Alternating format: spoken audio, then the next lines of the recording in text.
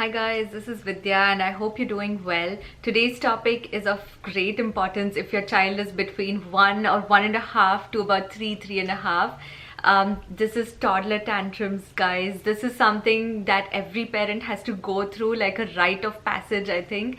And dealing with it makes us an expert in this. So that's what I'm doing today. I'm sharing with you whatever I learned when Vikrant was in this stage of throwing tantrums, going through difficult times. And I'm going to talk all about why they have tantrums, what I used to do during a tantrum, and what I used to do to avoid tantrums. Important thing is that no one can teach you how to raise your child. Like, no one can teach me how to raise my child. All I do is find information, do my research, find things that resonate with my personality and things that I find suitable for my family, and kind of apply them and see how it goes. And I don't try to get my ego involved and think that this approach is the right one just because my parents used to follow it, just because 100 other people are following it. And every so often there's a parenting fad that comes along, like different terminology, and that gets parents all guilty of not doing it, as though if we don't do it we are ruining our children's lives. And parenting is so subjective. Like, kids don't come with instruction manuals, right? So every time, every minute of your day, you're making decisions, you're making choices that affect your child. And should I behave in this way? Should I behave in that way? How should I deal with my child's request? Should I discipline the child or should I be kind? So all of these decisions are what make parenting so complex and yet so rewarding. So you can already tell that this is going to be a long video, but I have put together everything I've learned about tantrums, and I'll share all of that with you here. But please be aware that it's still on you and me as parents to deal with our children. There's nothing that someone else can tell us that's guaranteed to work with our child. We can only try out different options. Not a fan of the word tantrum because it makes it sound like something evil, something to be avoided at all cost, and when it happens you have to put an end to it immediately. But it's kind of a sensitive period in a child's life. So for Vikrant, it started around 18 months. I wouldn't say on the dot, but gradually he started to become more defiant, put up a fight. He would have very strong opinions, and I realized that there's a phase that is starting, and people call it terrible twos, which is a terrible name for that time, because it look at what it does to your attitude. If you call it he's just going through terrible twos. I think once they turn 1 and they start walking and talking a little bit, they start to feel independent and separate from their parents, because until then they were so tied in with us. Their identity, it was completely one with ours. They don't see themselves as a different human being. But once they are one, once they start exploring, once they start discovering new things about the environment, then they realize that there are things that are in their control and things that are not in their control. And it frustrates them because they don't know which things are in their control and which things are not. So for example, when a child starts walking, we encourage them to walk. We say, come here, do this, crawl, come over. We give them all sorts of encouragement. But once they are good at walking, once they start walking and start picking up things, going to corners, then we say, no, stop doing that. That's not safe.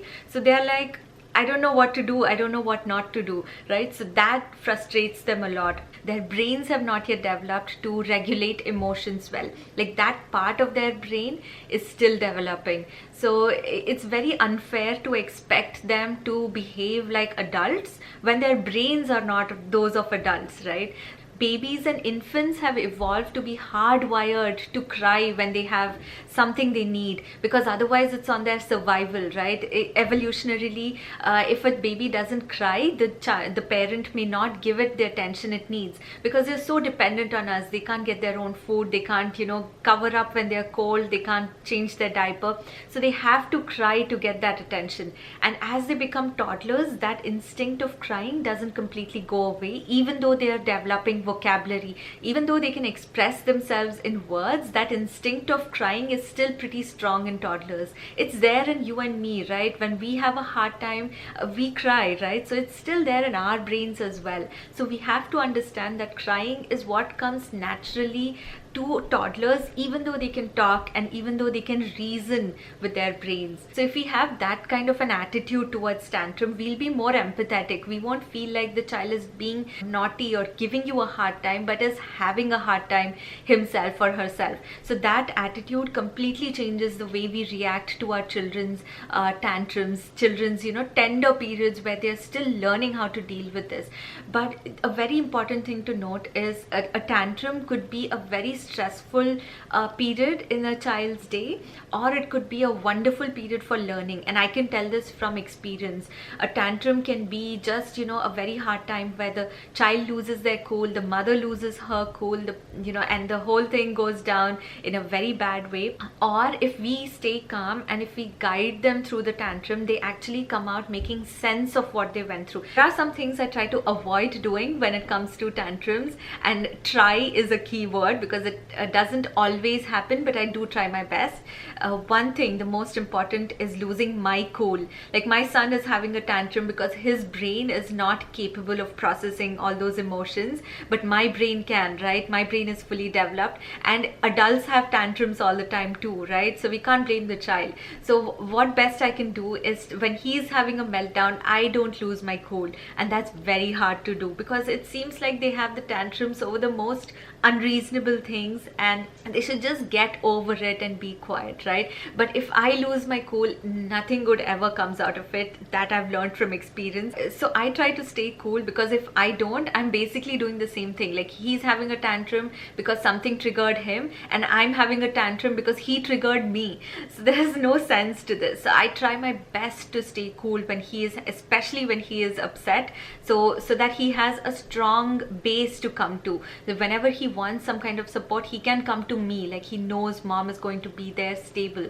The second thing I do is I try to avoid timeouts. Like, I don't put him in a corner and tell him to calm down, gather his thoughts, and then come back to me. Even though sometimes it sounds gentle, and even though it sometimes works, I have never done timeouts because it doesn't seem right to me, to my child, because I feel like he is already in a stressful situation. He's already feeling an overwhelming emotion, and if I leave him to deal with it on his own, it doesn't help him. He might be quiet because he has learned that if he becomes quiet, I come back to him.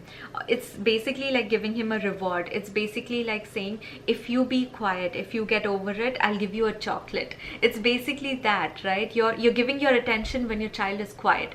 I feel like it's fair weather parenting, if that's a term. If your child is behaving well and doing things that you expect them to do, then it's all hugs and cuddles and I love you and all of that. But when they're having a meltdown, we banish them, go over there, sit in the corner, deal with it, and then come back to me. So it's saying that I'll be a good parent to you if you're a good child to me, which is so unfair. We have to be good parents to them, especially when they're not being a good child. That is what unconditional love is. So withdrawing that is, I feel like it has the counter effect. For the time being, it may feel like the child has calmed down, but it's not because they've processed their emotions. It's because they're thinking, when will my mom come back, or when will I get that treat that they promised? So I better shut up quickly, right? I also try not to go overboard with praise. Like, when he is playing and he does something good, I try not to go crazy with great job, that was amazing, wow, and applause and all that. I used to do that, and I try to catch myself. What I've noticed with my son is, whenever I do that, like, if, for example, if he makes a perfect circle and I say, whoa, that's a perfect circle, that was amazing, you're so good at this, and then he's going to inevitably try again and fail because that was probably a fluke. So when he makes an imperfect circle, and I don't do that, right? I don't say, what an imperfect circle.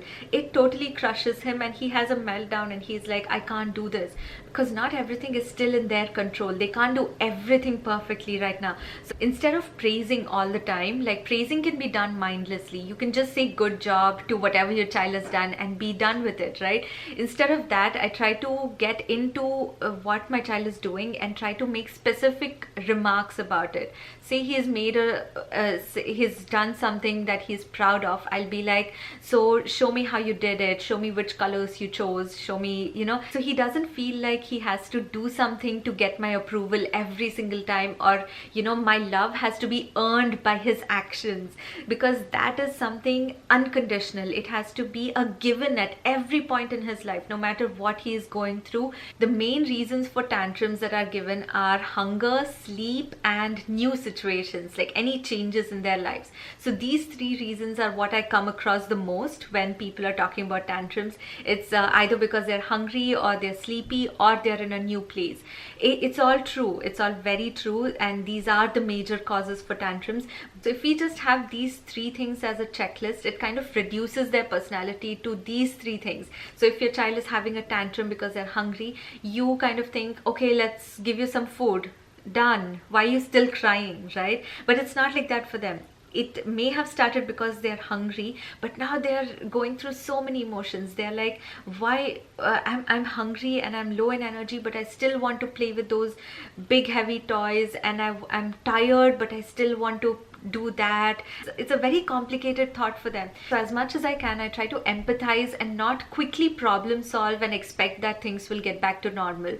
And I try to, be there with him as much as I can. But this is where the test of patience comes in. You have to have tons of patience to do this, and sometimes we don't. Sometimes we have busy schedules, and this is an obvious one, but I don't compare my child to other kids, especially when he is having a hard time, and even when he is having a good time. Kids are so different, and there's no point in comparing them. And it always starts with the parents, this comparison and this feeling of not being good enough compared to others. That starts right at home and right at a very young age. When he is having a tantrum, I don't say, look at her, she's sitting so quietly. Look at that kid, he's so well behaved. Look at that child, he is doing his thing, whatever it is, well.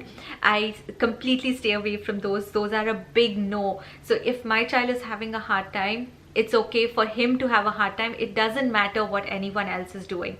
The only time I bring his awareness about other people is when we are kind of disrupting other people's experience. So if we are in a restaurant and if he's having a meltdown, I try to take him out as quickly as I can, and I give him the reason that, see, there's other people around and they're trying to enjoy a meal, and if we are too loud, they can't enjoy themselves, they're getting disturbed. And I take him out and we talk about it outside, so that there's still some social rules that you have to live by. So those were the things that I tried not to do when my child is having a tantrum. So I think I'll make a part 2 because this video is getting way too long, but I really wanted to talk in depth about these things because this is a slightly different way of parenting than the conventional style that we have grown up, most of us have grown up with. And I think this will serve our kids well. At least for me, this is something that is very close to my heart, and I want to talk more about this. So in the next video, I'll talk about how I avoid tantrums, not in a way that tantrums need to be avoided and your child needs to be well behaved all the time, but in a way that what can I do at my end to reduce my child's stress. So make sure to watch the next video. I'm going to share my toolkit of things that I do. These are tried and tested in my own house, and I do think you'll find some value in them, and I'll see you in that video. Until then, take care. Bye.